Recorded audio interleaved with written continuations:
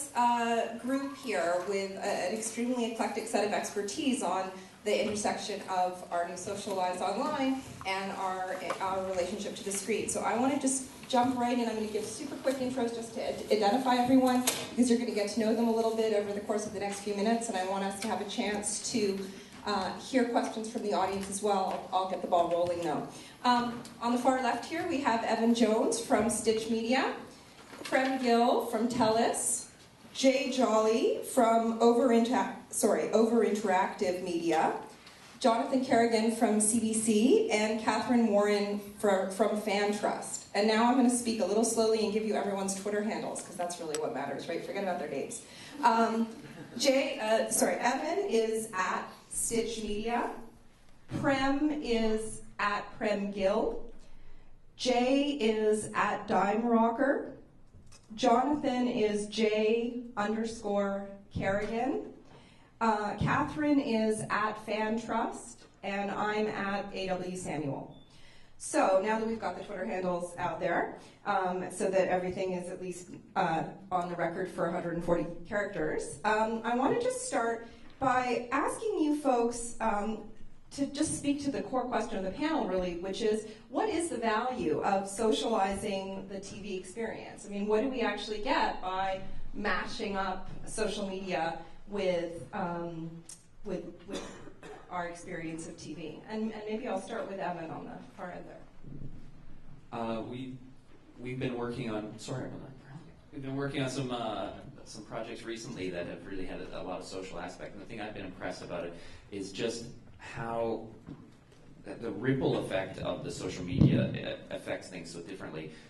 When you're talking with websites or even television shows that, people are trying to encourage you to watch the show right after the show, or try to promote other shows during that time. But there's a lot of silos just of the media itself. But social media is just so different in that way that it's, something happens and everybody that you're, social with hears about it or is exposed to it. So we've really seen a huge shift with that.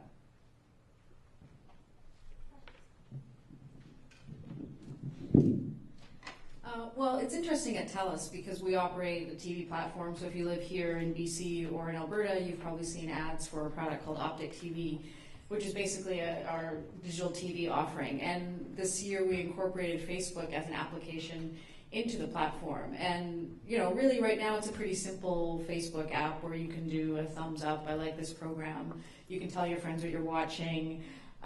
You can look at your photos, look at your friends' photos. You can update your status, although the experience isn't that great quite yet. But really what the goal, I think, that we're certainly looking at is integrating more of these social applications into the actual TV platform, is helping people discover more content.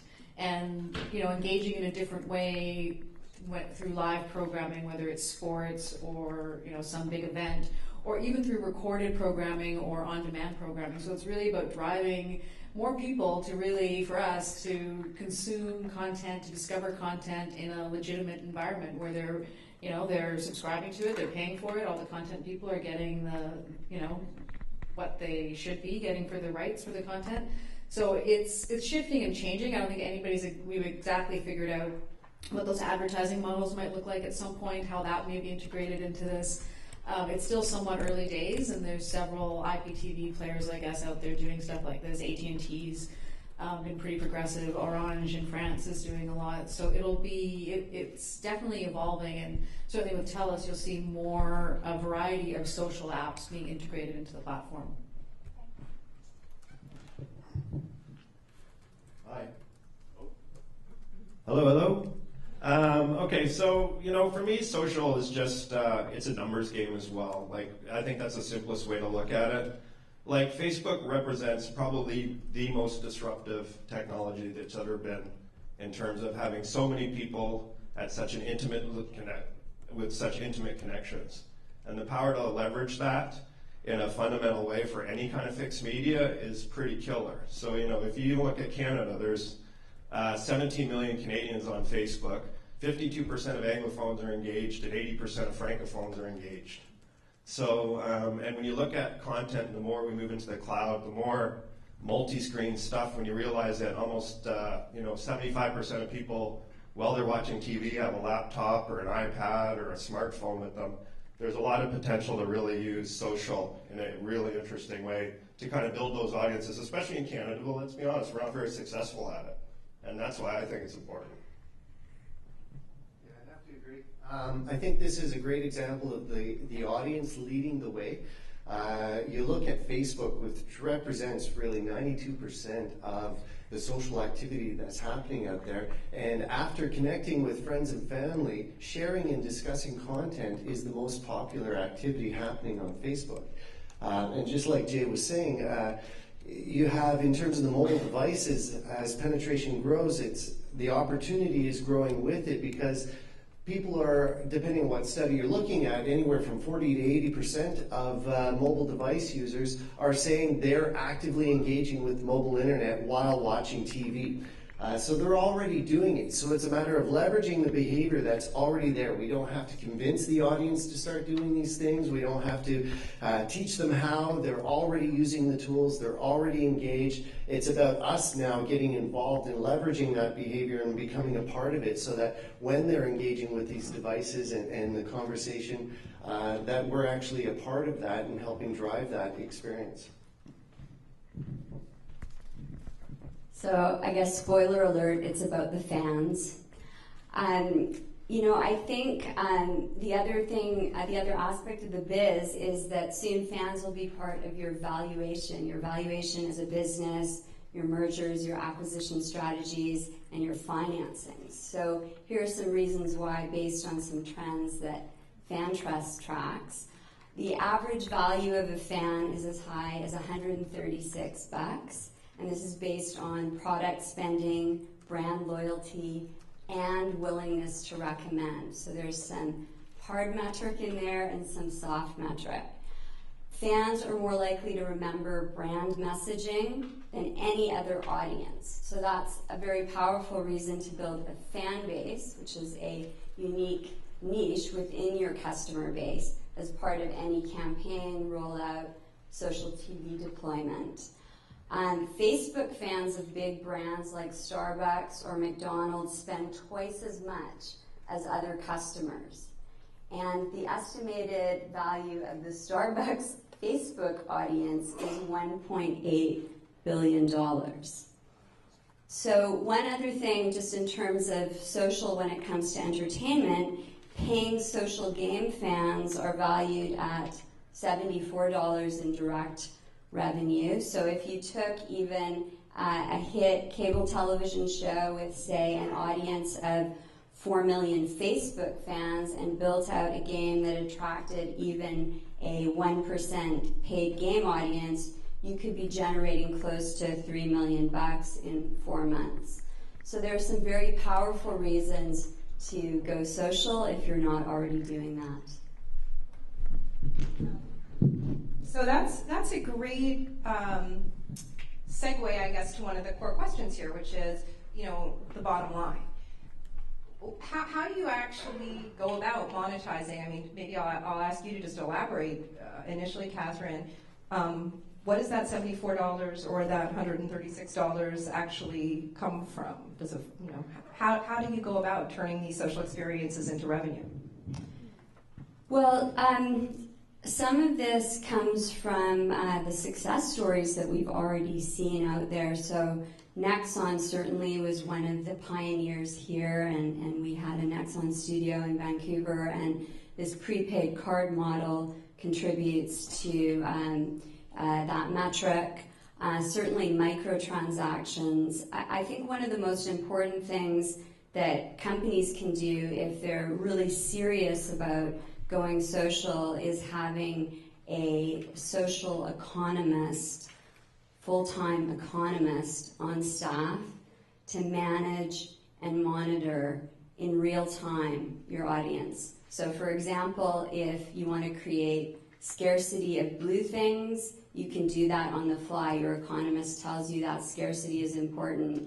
If pink fluffy things are trending, your economist is going to observe that and change the pricing around this. So this is real-time economy managed for some of the biggest economies in the world, the Facebook economies.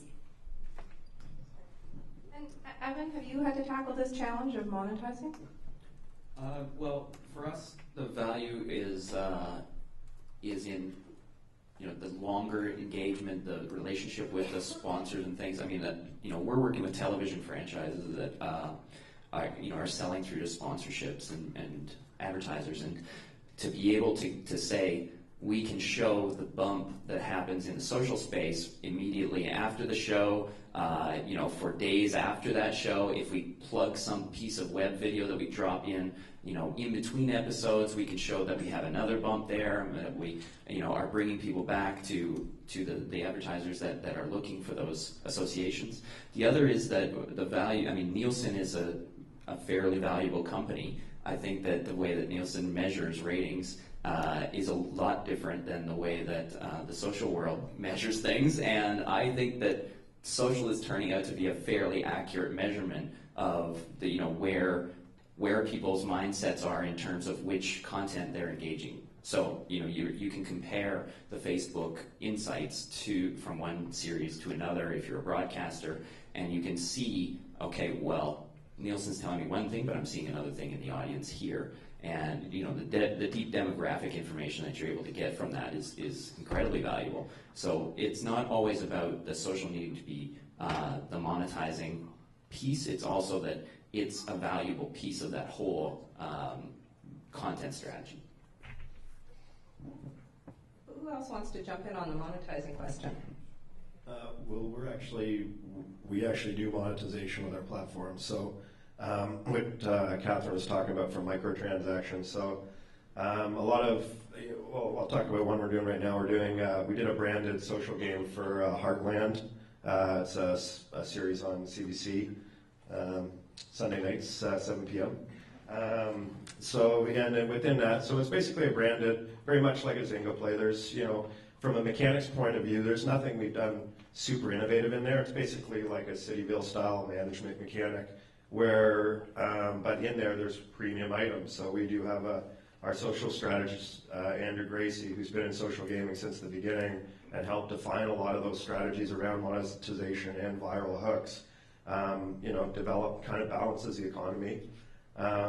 We are seeing revenue from that game, despite the fact that it's only viral. I think we have about 30,000 monthly active users, which isn't a lot by a social game, but they actually are at an ARPU level, which is average revenue per user, or more importantly, average revenue per paying user. It's actually a bump ahead of non-branded content. So we're absolutely starting to see that kind of monetization of content to basically, and the other thing that we're not really talking about here yet about social, compared to traditional fixed advertising, like 90% of that cannot be measured in any form.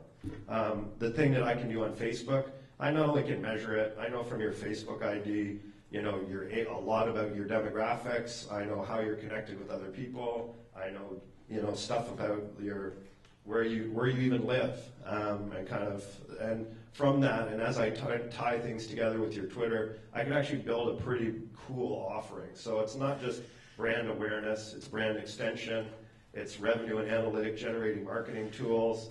There's, if you're not doing social, you're doing it wrong, is what I like to say. I just want to build on the measurement component. It's important also to realize that there is a huge audience that I think I like to call them the silent observers that aren't necessarily actively driving the conversation, especially around Twitter feeds, depending on how you're integrating Twitter into your various properties. There may be a lot of people aren't necessarily active Twitter users. Twitter use overall is actually quite small compared to Facebook, but those that do use it are very active. Yet even if you're not an active user of Twitter, depending on how it's integrated into your properties, people are actively following the conversation, they're watching the conversation, and they are engaged in that way, and that's actually really difficult to measure, those passive observers of the conversation as it happens. And Prem, did you want to jump in because you got like that direct consumer? Yeah, well, I think going back to my earlier point, for us it really is simply about driving upsell of content. And as these social applications get better within our platform, or companion devices that can interact with our platform, we can, our customers can be watching a program, invite their friends to watch the program. Again, for us, it's really about creating that ultimate entertainment platform where you are constantly engaged in it. It has everything you want there. You can move around from different devices. It becomes more portable. We're recommending content to you. You're buying more video on demand. You're buying more channels. You want to keep that channel, because there's an interactive game that every time you watch, Hockey Night in Canada or whatever it is, there's more things going on, and it keeps you more social. And how that kind of goes through different demographics will be interesting as well, because like you said, other people said here, different demos are using it differently. And I have a Twitter account, but you'll see that there's very few tweets on it, but I'm certainly following a lot of people, and I do, it's my Flipboard is my news in the morning sometimes. So even integrating that kind of stuff within the TV environment, or more as a companion, is kind of what we're looking at. But it really is to drive upsell of content and keep people engaged. So it's interesting, with those basics in place. I feel like I hear a lot of talk about social integration, and yet a lot of the time we hear the same examples over and over again. I mean, how many Facebook fan pages do we all need to look at, or Twitter contests? Not that they aren't wonderful. So I'd be really curious to hear each of you maybe share an example or two of a social integration project that you've either worked on or you've seen that you think kind of points us towards the possibilities of what might be around the corner in terms of innovation. Who wants to bravely jump in there? Jay? Yeah. Yeah, so that's what we specialize in. We build basically social TV, branded social games, and kind of gamify other kind of web activity. Just to kind of build, like one of our big clients now, sitting right here, the CBC, or representative from the CBC. So we built a social strategy in terms of kind of gamified experiences that live both on Facebook and are mirrored through an iframe to CBC websites in some case, for their entire Sunday night lineup and soon Craft Hockeyville. So 7 o'clock slot we have Heartland Ranch. 8 o'clock we built the social voting application for Battle of the Blades. But kind of the really cool one, it's a show that's just kind of in its first year, where we were actually brought in at the very beginning and helped define the rules of the show, and helped basically take social behavior activity on the social web and turn it into a score, turn it into a game, and turn it into something that it's not a top-down approach to television anymore, where the actual audience is having an effect on the outcome of who wins, who loses, and who gets immunity. So Cover Me Canada, does anybody here watch it? Just show of hands, a couple people. Anyway, it's one of these elimination kind of talent shows that it's kind of, eight acts are eliminated over 9 episodes, one of them being a finale. There's a winner, there's a loser, and there's someone who gets immunity. So our big thing was, well, it's all these American Idol and The Voice are really cool, but that's not actually how music works. It hasn't worked since the idea that a judge can basically tell you is kind of bullshit. It's since Napster and since MySpace, let's be honest, it's the web that decides who the stars are now. So we said, just because the judges decide who wins and who loses at the end of each episode, it's up to every one of those bands. They have to get into the social app, and it aggregates everything from tweets to shares to likes to YouTube videos, everything. And we weight everything in terms of social activity. So as a band, as people on the social web talk about a band, their social score goes up. And the more that a person actually starts evangelizing a band, their influencer scores goes up. So they become, as Catherine says, yes, it is all about the fans. And in our situation, the fan becomes the star, where they can actually win tangible prizes as well as achievements. So at the end of each week, as your evangelism score, your superfan score goes up, you actually get more votes that you can then put behind who you're basically investing in. So, this is just one kind of idea of how you can use, and this is how kind of how Dime Rocker thinks when we go after a brand, when we look at spheres of influence. It's really great you have stars, but how can we turn the fans into stars? How can we really look at them and put a spotlight on them and really turn them into those, not just fans, but super fans, because there's different levels of fans. And if you can get those top 3 percentile, that cream on the top, they can generate, they'll like raise an army for you. So, so that's a real world example. This isn't out of a book. We're actually doing this and monitoring, and we're going to be building a big playbook for CBC based around it. So. Sure. We've just had a recent project that's gone really well for us. It's called the Drunken on Drugs Happy Fun Time Hour, which is always a great title to give in panels. It's starring 3 people, Mike Smith, Rob Wells, and JP Tremblay, who are previously known as the Trailer Park Boys, and very much sort of a different approach is that we didn't really go with a technology-heavy approach. What we had was 3 people that had a really established fan base, but had never really engaged with their audience because of the being in character sort of mindset of their previous project. And so for the first time, it was sort of lifting the veil and getting out to reach out to the fans in a way that they felt that they already had a relationship with those people. And so to be able to do a project where in Facebook, we were able to have community managers that understood the voice of the characters and write consistently each day about it, but also to punctuate it with personal messages from the boys and over 100 minutes of online video to complement this television series, and a quest that they would take through the narrative of the show where they were able to sort of give hallucinogenic drugs to each other socially and to characters in the show and affect the storyline that way. But really what we found was that it was the Facebook explosion that just blew our minds. I mean, some of the stats, just incredible stats that came out because we were having the unique challenge of taking a very established fan base and converting them into a new type of fan, a social fan from that space. So it worked out well, and we'll talk about it more again. Where'd you get your funding?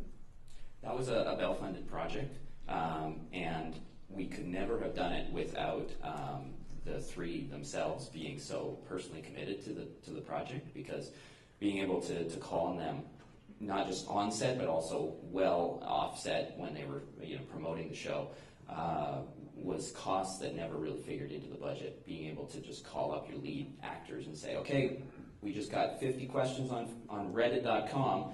We need you to shoot a half-an-hour video for free, and we're going to post it on YouTube, and it's going to hit 20,000 in a single day and that kind of stuff. So I'm going to approach this from a bit of a different perspective in terms of the term project. I do product development and strategy at CBC, so a recent project that I had was to actually spend a lot of time looking at this space and doing some of the market data research and playing with some of the tools that are out there and some of the examples that are out there, like NBC Live and Grey's Anatomy and My Generation and so on. And what really jumped out for us in going through that process is, one, there's clearly demand. The audience is ready for this. Not only ready, they're actively doing it. We're catching up to the audience. Was really the number one audience. They're learning. They're actively sharing and discussing and talking about programs and content and so on. And it's really about us getting on board and starting to participate with them. The other thing that jumped out was just how fast and how much this space is changing in terms of how people are using technology and which devices they're using, particularly mobile. As smartphone and tablet penetration increases, and just that ubiquitous access to the internet where everyone is connected all the time and actively engaged in that social space no matter where they are, that is where it really starts to take off. Now, right now, smartphone penetration in Canada is sitting around 35%, actively growing. That's going to surpass 50% plus within the next few years. And it's expected that more people will be accessing the internet through mobile devices. So that is a huge opportunity. So not only is the audience already actively engaged in this kind of behavior, the devices and the capability, the tools in the toolbox that are available to you are just getting better and better. The other thing that jumped out was the interconnectivity between the devices. So you've got applications on your smartphones and tablets that can actually hear what show you're watching and start synchronizing the contents within the application to what you're watching, so that you can actually prompt engagement during the show without necessarily taking up screen real estate, engaging with those people that are already connected to the show using the application. Very exciting stuff. But it's evolving extremely quickly. So right now, I would say this is a period of experimentation, definitely a period of freedom, because you're allowed to fail, and you want to fail. You want to take those learnings and move forward, because how it's being done today is not necessarily how it's going to be done 6 months, a year from now. Kevin, did you want to? Sure. So we've worked with many different clients over the years, because we're celebrating our 10th anniversary, going back to things like the CSI fan strategy, which is very primetime and blockbuster, but we also work in genre. So I thought I'd talk about this nexus of comedy, horror, and college kids. For one of our clients, Todd and the Book of Pure Evil, which when we got involved was before the show was actually put together, and by the time it launched, its premiere was the all-time highest rated for a space original series, and now it's selling very well internationally and going onto FearNet in the US. I think one of the interesting things about the social aspects was we started with live. So we did some things at Fan Expo. We did a lot of face-to-face things that the fans could do, meet the stars. So digital strategy can also include real-time, live, face-to-face interactions. We also took advantage of the star power of the cast. Jason Mewes, who's one of the stars in the show, has a podcast, an independent podcast, and it has a very solid fan following. So things that he could do within the context of the podcast, to do shout outs to the show and to the YouTube channel. Of course, we did all the things across social networks that you would expect, but one of the most popular things with the fans was live real-time tweeting during the show's first window. And that was very popular, and the fans really appreciated that live engagement. It gave it a personal touch. And for season 2, the producers chose to launch a suite of casual games, and as part of that launch, we also did a television show about the game with Inner Space, which is their news programming about the shows on the cable channel, and where they really featured the game and they interviewed the game developers and designers. So the fans really got to see behind the scenes the making of the casual games, and feel part of that process from the very beginning, and be there the minute it launched live on Inner Space. I don't know if I have anything different to add. I mean, there's some things that we're working on that I probably can't discuss at this time, but certainly building on the point of the companion applications and devices and how important they will become for the live viewing experience. And we do know that most people who have tablets are using them in their home while they're watching TV. They're already kind of creating their own interactive experience without us giving them the tools to. And, I keep repeating this, but again, it's either, not necessarily always even to drive people to that content they can consume within that TV sort of cable channel world, but also that companion content that may exist elsewhere through the games or the portals or whatever it is. And giving them ultimate control, as much customization as possible.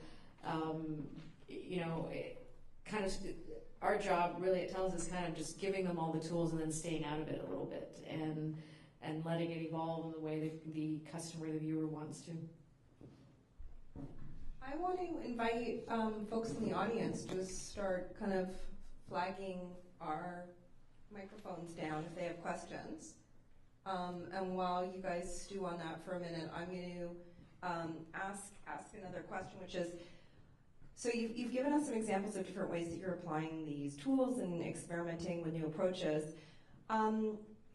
I did some similar, we've been working at Emily Carr with Paperny Films and helping them develop some of their visions for working with social. And one of the challenges that I see a lot of companies really struggle is, where do you get the ideas? How do you actually come up with an interesting idea that goes beyond, the obvious things that, you're basically recycling from somebody else's show? Can any of you sort of speak to that kind of creative process? Would you want to, Jay? I think that's. Oh, sorry. I guess I got to talk to this. A lot of the big idea, and it's it's one of these stupid words like there's a lot of gamification. I'm just going to say it, which is basically just game thinking, making the mundane fun. A lot of our ideas, and that's where we kind of started in these kind of social processes, comes about how do we make a really cool, sticky, engaging, fun time. Like, it is entertainment. When people come there, like, well, how are people being rewarded? How are they being incentivized? It's kind of a little bit of Freakonomics. Once you figure out what people want, you can get them back again and again and again. And it is about failing fast. There is a lot of going back to Web 2.0 kind of tenets. It's speed to market, iterate based on analytics, and when something's not working, change it. A/B test it, do all of that stuff. So, and it's true. Tell all my clients that we're in that we're with. This is a 2-year relationship. This year's for learning, and next year's for earning. We have to figure out the playbook. We don't always know. We look at the spheres of influence, and a lot of this stuff has nothing to do about the content, but is actually organizational based. And I'm not going to say anything about the CBC, but there's silos and there's things in an organization that's just as important as the actual application about what's not working, about why isn't marketing getting triggered here? Why are there all these billboards going out, you're spending all kinds of stuff in, but the messaging's not the same as what's on the web. Basically, my Facebook application is the smartest billboard you've ever seen. It can be accessed by lots of people, it's super viral, and it can be measured granularly. So for me, it's getting all of those people, it's kind of baby steps. You gotta kind of, these little wins, and you gotta kind of lead people along, and take a lot of people that have been doing something for a very long time, and get them to just have a little win to do something different. So a lot of it is, I think there's a lot of factors in it, where ideas come from, and what's the quickest way with the least friction that we can get that little win. For us, it's you have to be a fan, and you have to be a part of the social media space.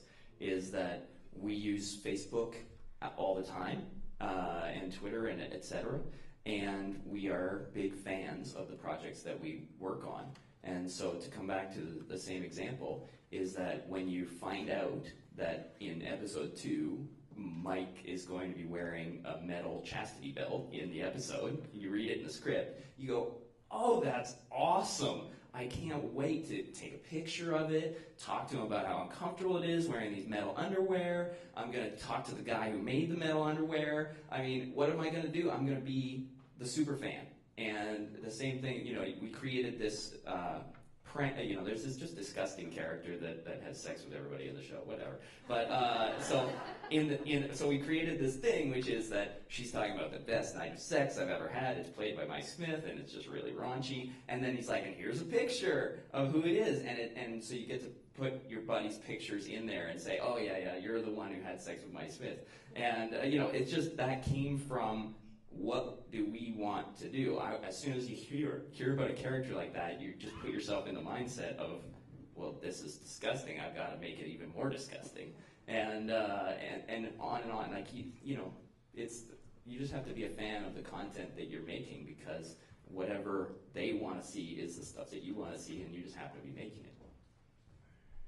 I got to support that, because so many meetings where we're talking about this opportunity with people that are not actively engaged within the space, and they have all kinds of either false assumptions or questions where they clearly have no clue what that audience experience is like, and if as a starting point, you really have to just get involved and start to have that intimate understanding of what does it feel like on the other end from that audience perspective. Start engaging, start participating in the conversation and tracking conversations around the shows that you're already watching and seeing what's happening. Track what other programs are doing. And just get involved. And that's where you're going to start to, ideas are going to start to trigger automatically from that. I see. Oh, wait, just do you mind, Catherine? I just want to take a question up here. We've got. Oh, thanks. And there's another person back there. Thanks. Sean Embry. I think this is a question for you, Jonathan. You mentioned that you're catching up to what the fans are already doing, and I know last night I got home. I was out for dinner with Evan and a few other people last night, and I missed apparently one of the greatest baseball games in history. I checked on Twitter, and I was like, Facebook and Twitter were just lit up about this game. It was supposed to be incredible. If you had and stuff. Optic TV, you could have used your remote. Oh, I know. I should have PVR'd. I should have done that. Maybe I do have Optic TV. No, but anyway, and like you said, people are doing it. They're talking about it. They're already engaged in the things, and it's organic, right? And what I'm wondering is, in your initial, sort of year of learning and failing and trying things, if you've seen any, because if it happens organically, it's not like you can't monitor it and track it and see all these things, but when you take the initiative and you engage people, and do you see any uptick? Do you see any different kind of behavior? Do you get, there's some markets, I know, like if it was indie rock, where you might not even want to, the second you start engaging them, they're like, oh, this is the man, or I'm just interested to know. First of all, just to clarify, getting involved doesn't necessarily mean being the super fan and participating in the conversation. It can be facilitating the engagement. It could be making it easier and providing more opportunities for people to engage with the program or with each other more frequently in different ways. It can be, aggregating that experience in conversation consistently across different platforms and different devices, and making it better for the audience in that way. So there are many ways to engage without necessarily getting right in there and being that super fan blogger and tweeter and so on, where maybe it isn't appropriate, or you risk messing up something that's already good. In terms of the learning, these are still early days. We're tracking it. There's a lot of activity. Honestly, we're still not tracking. And to Jay's point, there's a lot of issues that we need to overcome as an organization, and I think this is probably the case with all organizations in terms of getting everybody up to speed and on the same page, coordinated, getting over a lot of these silos. A lot of different teams, they have their objective and they have their way of that they've always been doing things, and they just run with their game plan. And then other teams, and they go. Even the production process, Jay also flagged that they were brought in very early in the show concept development process. That's not necessarily happening across the board. In actually most cases, it's still very much a traditional process, and it happens very much in this, we'll do this first, then that, and so on. And then by the time you get to the digital component or this social screen component, well, a lot of the opportunities to integrate it are lost. And then beyond that, there's other challenges that still need to be figured out. Right off the top is the whole time zone issue. When a show is being shown, in the East Coast and only shown several hours later on the West Coast, you don't have that fluid conversation that's happening within the audience, or you've got, spoilers happening and all kinds of things. How do you do that? Especially if you want to have live engagement where the audience is actually impacting the show. The other challenge is shows that are pre-canned. They're filmed and completely done. That closes off a lot of opportunity as well in terms of actually integrating that audience experience into what happens on the screen. So there's definitely a lot of challenges to overcome, both from an organization perspective and then just logistically. And then in terms of how it's impacting the audience experience, we're seeing that tremendous opportunity to build up excitement and awareness leading up to the show, as well as carrying that engagement between episodes. And then in terms of how it's impacting the audience experience, we're seeing that tremendous opportunity to build up excitement and awareness leading up to the show, as well as carrying that engagement between episodes. And then in terms of how it's impacting the audience experience, we're seeing that tremendous opportunity to build up excitement and awareness leading up to the show, as well as carrying that engagement between episodes. but also in between commercial breaks. And I think that this is potentially a great opportunity for sponsors and advertisers, especially when you have a synchronized experience, so an application that's aware of what you're watching. Advertising breaks could become very interactive experiences where the audience is actively engaging with that sponsored message. That's exciting. The Can I potential that's there. Jump in, Jonathan, because I see we've got another hand in the audience, and it's really helpful. Go ahead, yeah. Hi there, my name is Siobhan McCarthy, and above and beyond being a content creator, I'm also a community manager for 3 properties with Fourscore, where I have the pleasure of working with Switch United. And we have the constant problem with the broadcaster. I mean, we want to work in concert all the time, but they want to be the first point of contact. So they don't want us releasing information ahead of time, or pictures, or creating a dialogue. They don't see, there's a lack of understanding, I think, or I don't want to call it education, or maybe you might have some points or advice on how to maybe advise or educate the broadcaster who might have a more traditional approach and not necessarily fully understand what working in concert means and creating that buzz ahead of time. So if you have any suggestions, I'm more than willing to take them.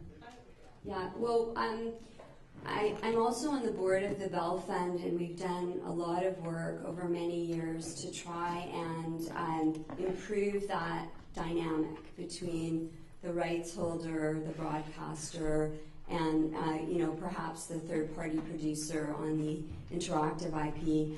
I think the most important thing is to go back to the intention of the agreement and actually do a bit of lawyering and say, look, this is what was agreed to, this is how the information has got to flow, and we're all on the same page, we're all here to drive the brand.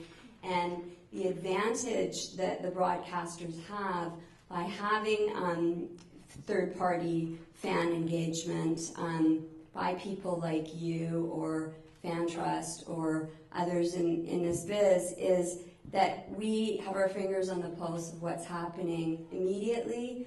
We don't have to wait for the next air date to have that touch point with the audience. So making sure that they have that trust, that they have that fan trust, and that they understand that you're not here to steal their thunder, I think is really critical.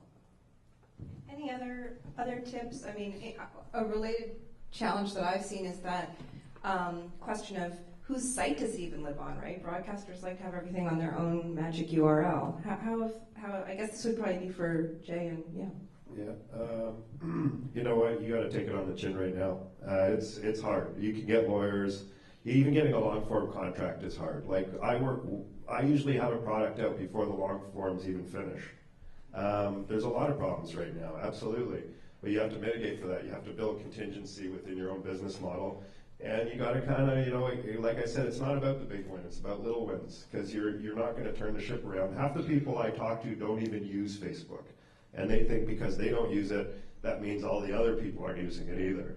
So, there's always going to be ego, there's always going to be friction. Like, media's shitty for that. That's unfortunately the nature of the beast. But, there are people popping up in organizations now, like Tessa Spruill inside the CBC, that are big champions.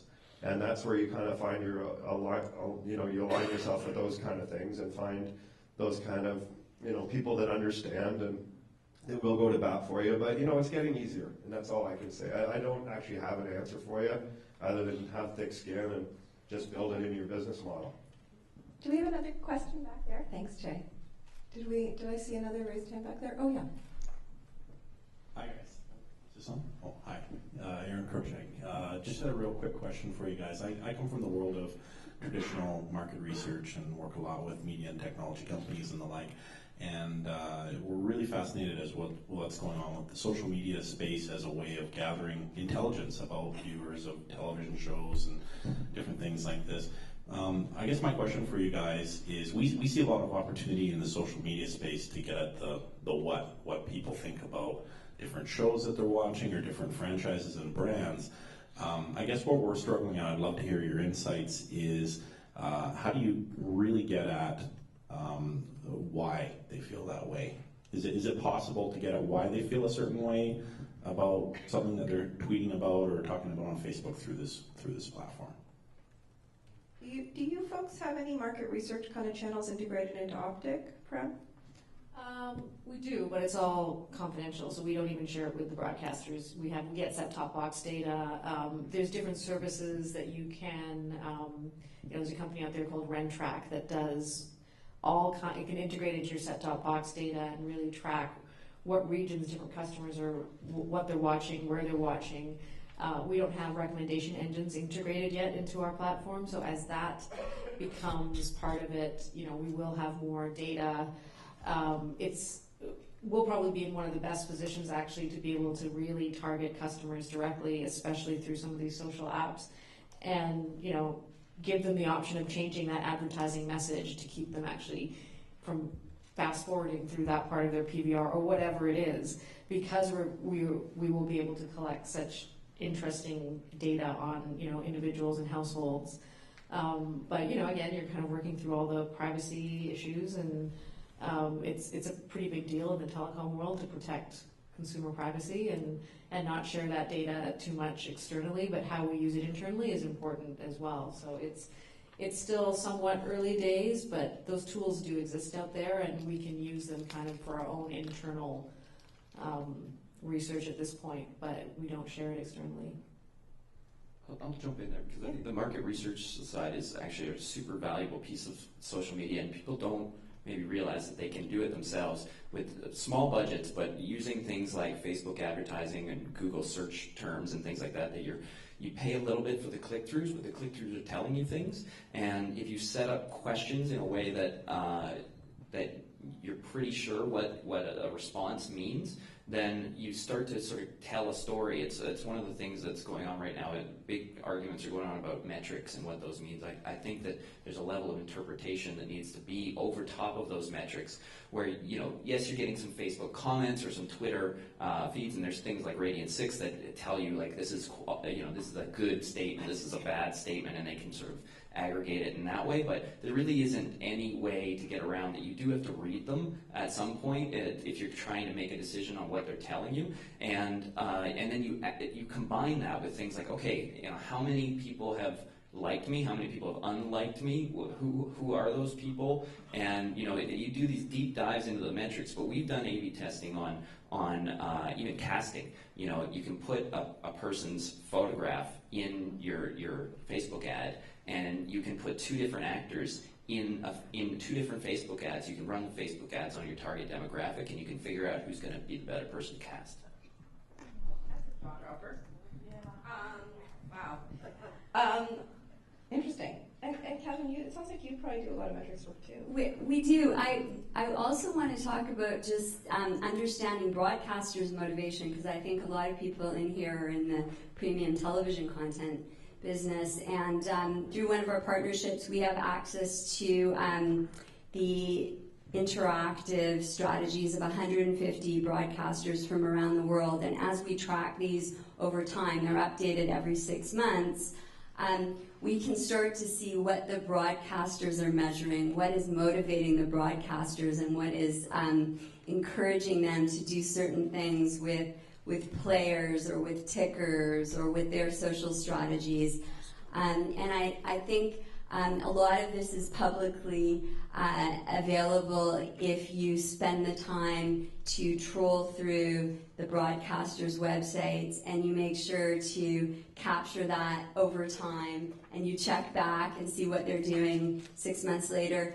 And so even if they may not be releasing that information to you, you can reverse engineer it through the plays that they're doing, and you can see what's motivating them, and then you can drive to that, and you'll have a better relationship both with your networks, your broadcasters, as well as your fans as a result.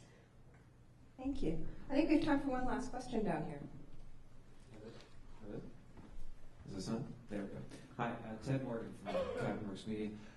So, Jay, you mentioned the point of that if you're not doing social, you're doing it wrong. Of course, the other element right now that people need to be thinking about is mobile. So I was just wondering if any of you have specific case examples you could quote on projects you've done with successful mobile. execution? For the two voting apps in particular, and most of the stuff we try and do, including a Spy Kids little marketing strategy we did for the Weinsteins, is to try and use like universal tools. Like I'm a big supporter of actually the browser, mobile browser. I don't actually think you need to always, my strategy is to try and just create a universal experience on any screen. And it really does go back to the idea of the cloud and having that kind of persistent experience that no matter what screen you access it on, it's a style sheet change. And there's a lot of really cool things out there happening. When I say social, I'm talking about mobile web. I'm just talking about social in terms of cloud and screen statement. I'm going to build on that as well. Kind of going away from the core topic of the panel discussion, but just speaking specifically about mobile, I think we all need to start thinking about, in terms of our online strategy, it's a mobile strategy moving forward, that more and more people are going to be accessing the internet through mobile. It doesn't mean that they're going to completely abandon PCs and laptops, not at all, but it means that mobile very soon is going to be as important as anything that we do online, and we have to make sure that the experience is consistent across multiple platforms. And it really speaks to the ecosystem that Amazon was talking in the previous presentation. The other thing is just looking at how people are using the devices and which devices. The mobile web. CBC, 65% of our mobile traffic is going through the browser, even though we have applications on every major platform. We're very active in the mobile app space. Still, the majority of our traffic is coming through the browser, and there's a lot of benefits to the browser. You build it once and you hit all the platforms, whereas if you choose to develop an app for Android or iOS, you are only hitting those people. And you have to double, triple your investment. So it's an important point to note. The other thing in terms of just one more last point around the mobile space is that we hear a lot of hype about different devices and their penetration, but at the end of the day, in this context, it's usage. What audience are actually engaged in consuming media through mobile? And ComScore came out earlier this year saying that over 80% of Canada's mobile internet traffic is iOS driven. So it's important to keep those things in mind. I mean, we need to wrap up at this juncture, but what I would love to do is ask all of you to share maybe on Twitter any other examples of mobile work that you've done, and actually everybody in the room probably has some interesting examples of both mobile and social projects, so I hope we can use the MM2011 hashtag to share some of those on back channel. Thank you all. What an amazing group of people. And I want to go and play with all of your, well, maybe not your web app. Your web app sounds disturbing, but I really enjoyed the conversation. I think other people in the room have too. So thanks to all of you, and we'll talk later.